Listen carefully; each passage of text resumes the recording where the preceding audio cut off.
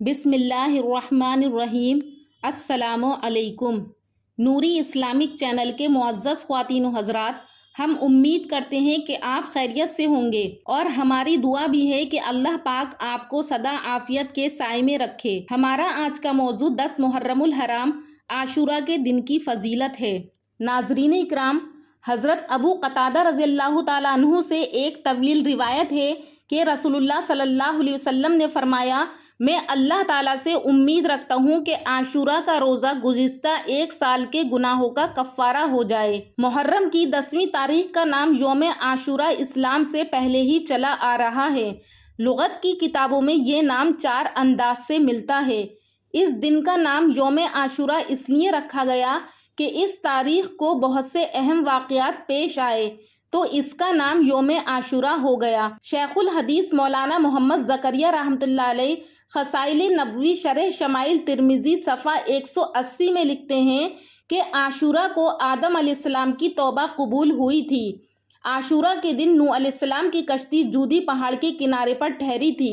عاشورہ کے دن حضرت موسیٰ علیہ السلام کو فرعون سے نجات ملی تھی اور عاشورہ کے دن ہی فرعون غرق ہوا تھا، اور عاشورہ کے دن عیسیٰ علیہ السلام کی ولادت ہوئی اور اسی دن آسمان پر اٹھائے گئے، اور عاشورہ کے دن حضرت یونس علیہ السلام کو مچھلی کے پیٹ سے نجات ملی، اور عاشورہ کے دن حضرت یوسف علیہ السلام کنعان کے کنویں سے نکالے گئے، اور حضرت یعقوب علیہ السلام کو مشہور مرض سے صحت ہوئی، اور حضرت ابراہیم علیہ السلام کی عاشورہ کے دن ہی ولادت ہوئی۔ حضرت سلیمان علیہ السلام کو ملک عاشورہ کے دن عطا ہوا اور عاشورہ کے دن ہی یہ تمام نیک کام وجود میں آئے۔ ناظرین اکرام، حضرت عبداللہ ابن عباس رضی اللہ تعالیٰ عنہ سے مروی ہے، رسول اللہ صلی اللہ علیہ وسلم مدینہ تشریف لائے تو یہودیوں کو عاشورہ کے دن روزہ رکھتے دیکھا تو آپ صلی اللہ علیہ وسلم نے ان سے پوچھا کہ تم اس دن کیسے روزہ رکھتے ہو؟ تو یہودیوں نے کہا کہ یہ بڑی عظمت والا دن ہے، اس دن اللہ تعالیٰ نے موسیٰ اور ان کی قوم کو نجات دی، فرعون اور اس کی قوم کو غرق کیا۔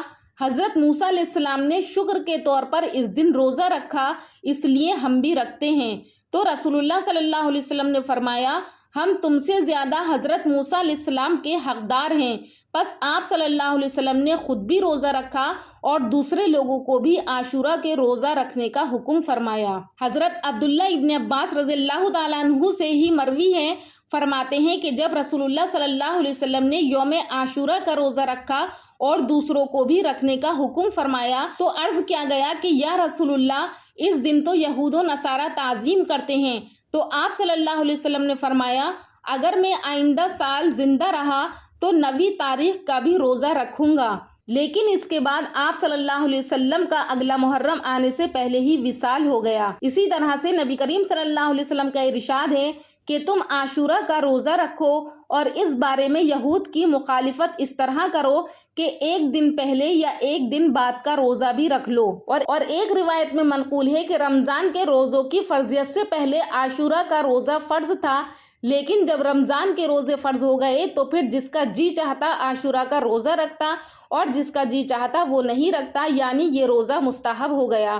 حضرت عبداللہ ابن مسعود رضی اللہ تعالیٰ عنہ سے روایت ہے کہ رسول اللہ صلی اللہ علیہ وسلم نے ارشاد فرمایا، جس شخص نے عاشورہ کے دن اپنے اہل و عیال پر خرچ میں فراخی کی تو اللہ تعالیٰ تمام سال اس کے رزق میں فراخی یعنی کشادگی فرمائے گا۔ حضرت ابن عباس رضی اللہ تعالیٰ عنہ فرماتے ہیں کہ ہم نے اس کا تجربہ کیا تو ہم نے وسعت ہی پائی، لہٰذا مسلمانوں کو اس دن وسیع پیمانے پر صدقہ اور خیرات کرنا چاہیے، اس سے رزق میں اضافہ ہوگا اور خوشحالی کے دروازے کھلیں گے۔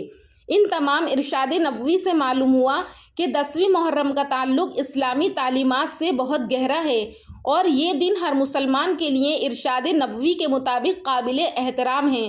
خلاصہ یہ ہے کہ اس دن مسلمانوں کے لیے روزہ رکھنا مستحب ہے، اور اگر اس کے ساتھ ملا کر روزہ رکھیں گے تو 9 یا 11 تاریخ کا روزہ رکھیں۔ گھر میں ہر روز کے مقابلے میں کھانے کے اندر اپنی حیثیت کے مطابق کشادگی اور فراخی کریں اور اس دن کا روزہ رکھیں۔ اللہ تبارک و تعالی ہم سب کو یوم عاشورہ کی برکتیں عطا فرمائے۔ ماہ محرم اپنی حرمت اور عظمت کے لحاظ سے نہایت ہی بابرکت ہے، لہٰذا اس مہینے میں عبادت اور اطاعت میں جس قدر ہو سکے اضافہ کرنا چاہیے۔ اب آخر میں اللہ رب العزت سے دعا کرتی ہوں کہ اللہ تعالی ہم سب کو یوم عاشورہ کی رحمتیں اور برکتیں لوٹنے والا بنائے۔ انشاءاللہ پھر حاضر ہوں گی ایک نئی ویڈیو کے ساتھ، تب تک کے لیے اللہ حافظ۔